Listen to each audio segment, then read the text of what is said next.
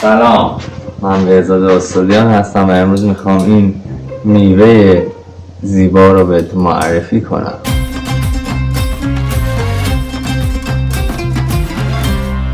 میوه‌ای که در دست بنده میبینید موز ایرانیه. یه مقدار تمسخرآمیز ممکنه به نظرتون بیاد که چرا این موز کوچک در این اندام و اندازه باید موز ایرانی باشه. آیا موز ایرانی نباید موزی قطور، بلند و درشتر باشه؟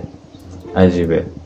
ولی این موز بهش میگن موز ایرانی و از اونجا که ما ایرانی ها به خصوص در نواحی شمالی ایران خیلی دوست داریم که یه کوهی یا جنگلی بغل اسم میوه‌مون بذاریم تا اونا رو بومی‌تر و ارگانیک‌تر به نظر بیاریم، با یه سرچ توی گوگل متوجه شدم برام موز جنگلی یا موز شمالی.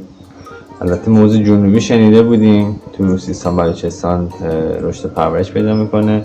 من این موز رو در همین درختش رو در همین حیات پشت حیات اینجا دیدم. حالا یه پلانی هم ازش میذارم ببینید. و حالا قسمت جالبتر این موز ایرانی اینه که اینو باز کنیم ما هم ببینیم چه شکلیه. قسمت عجیبش اینجاست. شاید باورتون نشه. من که باورم نشد، شما هم باورتون نمیشه، با دیدنش باورتون نمیشه.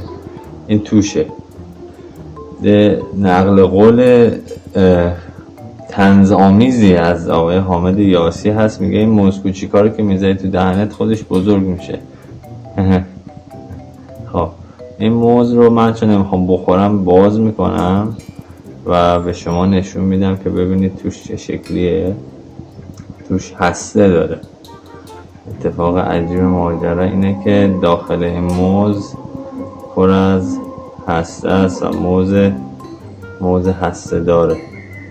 خیلی عجیبه این ماجرا که چرا با داخل یک موز هسته داشته باشه و دونه‌های هستش هم خیلی بزرگه، کوچیکم نیست و عجیبه. دور زمان عجیبی شده. داخل موز هسته پیدا میشه، اونم نه یکی دوتا، یعنی کل موز هسته است. شما که میخوری هسته باید پس بدی تا این گوشت موزو.